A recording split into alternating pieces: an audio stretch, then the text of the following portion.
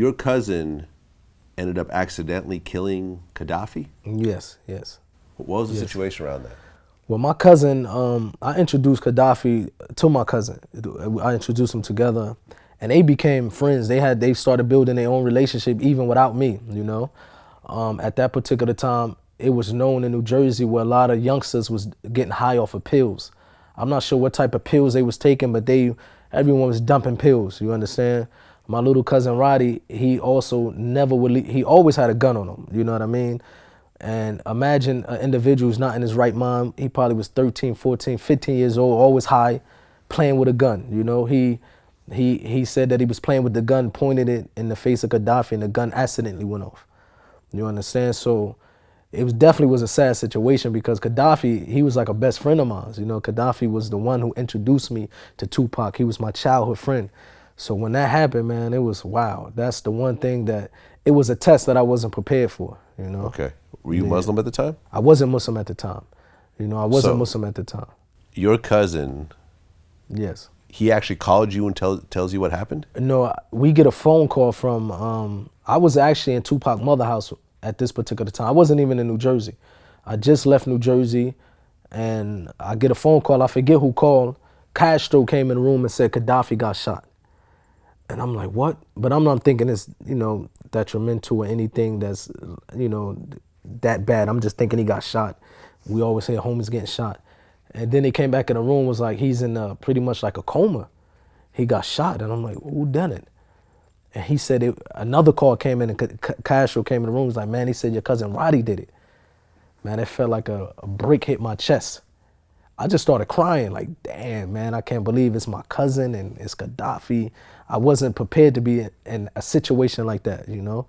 And I was only, 17, 18 years old at that time, you know? So it was very, man. So did you talk to your cousin? I talked to him at first. I couldn't get him on the phone because he was hiding out.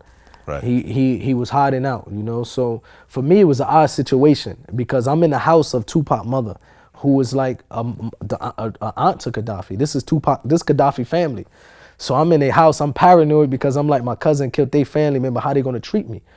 And that family is amazing because they never switch sides, they always, you know what I mean? They, Pac moms and his sister and Castro, they always treated me the same way before that happened. And I wasn't used to that because I come from a family, I don't know how my family would have treated an individual that killed my little cousin and a family member. So I was shocked, you know what I mean? So eventually I went to New Jersey, I flew to New Jersey, and even people from my hood wasn't letting me know where my cousin was. It was like they was hiding him out. My brother was like, we don't know where he at. And I'm like, man, that's strange, nobody know where he at, you know what I mean? Right. So eventually he was in the projects, he was hiding out in the projects, and I was able to go see him. So he was in the staircase in the project, I'm like, man, what happened? And I think he was eating on some sunflower seeds or something, but his face looked numb, you know? He was like, it was an accident. I said, okay, if it's an accident, man, turn yourself in then.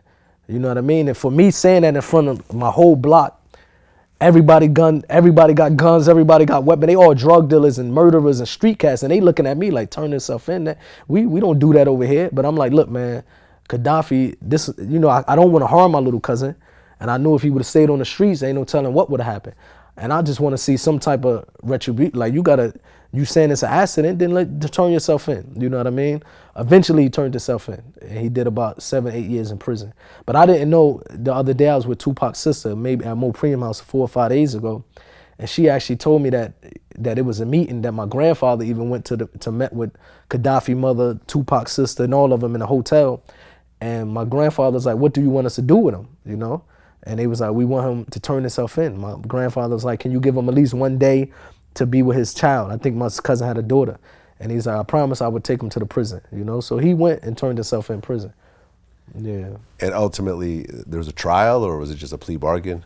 I think it might have been a plea bargain, man. Unfortunately, I wasn't too familiar what was happening with the trial and stuff like that. But he ended up going to prison, and then he's out. Yeah, he's out of prison. He's been in and out of prison, but he's out of prison now.